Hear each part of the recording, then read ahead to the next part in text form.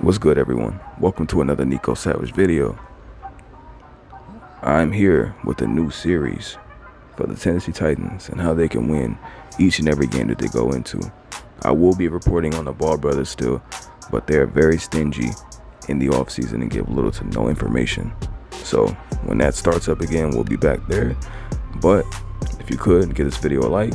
Without further ado, let's get straight into this, man.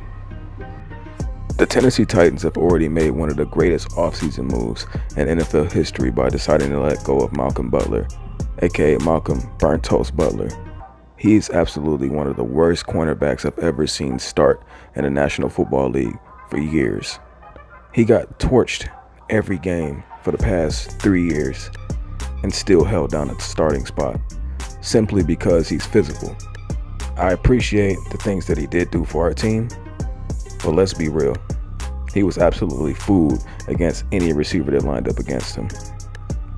And you can see this young man who just came out of college looking at food on the field. And now that we're done with that trash, useless, we'll see him tomorrow corner. Let's get into what we need to do to win that game. So I hope you guys are listening now. There will be 5 keys to victory. Stay with me, because when I build this fan base up, I'm going to see if you guys are paying attention. It's going to be in order. First key to victory, Derrick Henry. Second key to victory, Derrick Henry. Third key to victory, A.J. Brown. Fourth key, Julio Jones. Number 5, defense.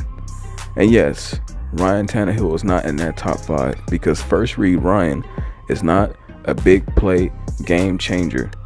He's a guy that keeps you in the game, not a guy that wins you the game. And we're talking about when it matters. This is going to be a tough team. Yes, he can throw against the Cardinals. It's the Cardinals. But what I think about is to win the Super Bowl. Ryan Tannehill is not going to be that key. He's going to keep you in the game, not win you the game.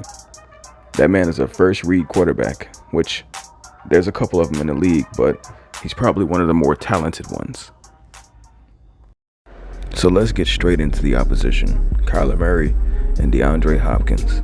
If those two get in rhythm, there is nothing you can do to stop it. DeAndre Hopkins is literally one of the most dangerous receivers we've seen in the past 10 years.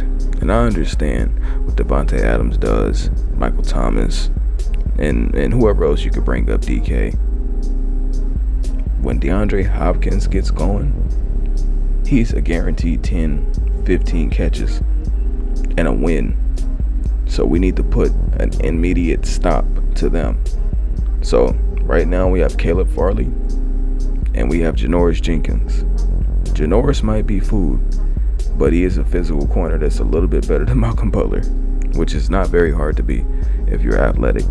So Caleb Farley, young man, 6'2", ran a 4.2. I think that he can be a very, very important part of this defense, assuming he comes in healthy, ready to go, becomes that shadow, that R version of Patrick Peterson. Come on. That could be a very dangerous defender, and I look forward to him being Farley Island sooner than later. But the Cardinals do have a stout defense themselves. Their safeties, their linebackers, their defensive line, very dangerous. But I like Derrick Henry against almost any human being in the world. If Ryan Tannehill provides danger to the team, Ryan Tannehill can literally be the reason why Derrick Henry gets 150. Derrick Henry is a running back that's almost guaranteed 150 a game. What it will take for that is for Ryan Tannehill to play just average. There's a reason why A.J. Brown and Julio Jones are ahead of the list for me in the keys to win. Because Ryan Tannehill, all you got to do is put the ball up to one of those guys, and they're going to go get it. A.J. Brown, big, physical, fast break tackles receiver. Julio Jones, big, physical, fast break tackles receivers. That's the thing is, they actually know how to route run and create separation after the catch. As soon as they catch the ball, they know how to get upfield and get me yards. That's one thing that is very underrated about both of their games. They know how to get yardage. the things that put us in position to win. So let's get into this defense. Jayon Brown, Rashawn Evans, David Long, Bud Dupree, Kevin Byard, Amani Hooker, Kenny Vaccaro, Jeffrey Simmons, and a couple other players, right? So this whole defense is anchored by Jeffrey Simmons and Kevin Byard. I'm giving them the keys. Jeffrey Simmons is probably the best draft pick since Kevin Byard. And Derrick Henry, he's definitely a very big playmaking guy. I call him Baby AD, even though he's bigger than Aaron Donald. But he's definitely a monster of force. Somebody that you cannot move unless you are ready to SHIT in your pants to get him off his. Mark my words, he will be a top 3, if not number 1 defensive tackle over the next 3 years. I know that Aaron Donald is still number 1. Vita Vea is sliding into number maybe 2, 3, because Chris Jones is still very good, but you'd be hard pressed to find 5 defensive tackles better than Jeffrey Simmons and what he's going to be. And he'll show you tomorrow. So at this point in time, we've listed 4 keys, 2 of them being Derrick Henry, which makes it 5. But the main 4 is this defense has to show up. Jeffrey Simmons has to lead. He has to be a force of nature up the middle to make Kyler Murray very uncomfortable. So once he makes him uncomfortable, he always has to run out the pocket. Hopefully our defensive end, our linebackers are always there to recover. And we have enough speed on defense to be able to be a threat. Let's go over the defensive keys to victory. Do not allow Kyler Murray to establish a connection with DeAndre Hopkins. The running back, he can do what he wants. Andy Isabella, Rondale Moore, they're very fast, big threats. But guess what? I'm willing to live with the unestablished connection of okay receivers and a quarterback. That God tier receiver and a quarterback is dangerous. So contain them. Allow the running back to do what he wants. We'll be able to score. If we don't score, it's because somehow the Titans play calling is still trash like it used to be. So now we save the best key for last, because we already went over Julio and AJ. The best key for last, Derrick the King Lamar Henry, 6'3", 250, Mr. Outrun any and everybody on the field. Too big, too fast. Let's talk about what he needs to do next. This man already has 3-4 years experience of going against JJ Watt.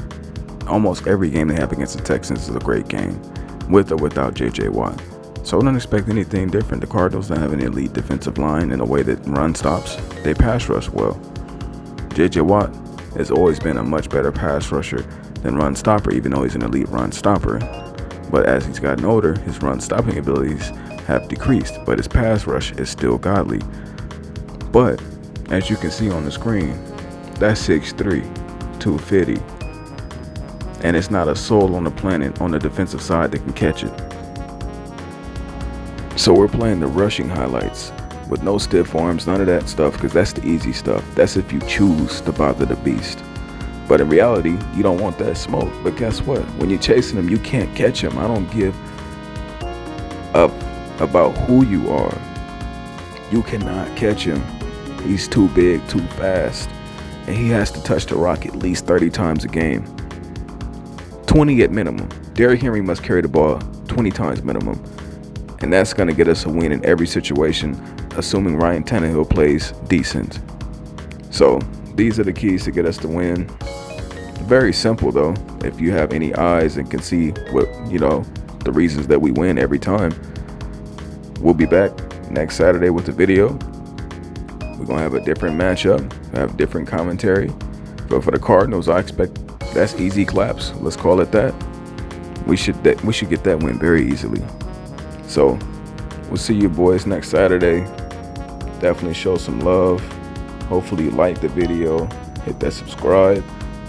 Leave some comments about what you think this season is going to be. What you think the Titans need to be if you're a Titans fan.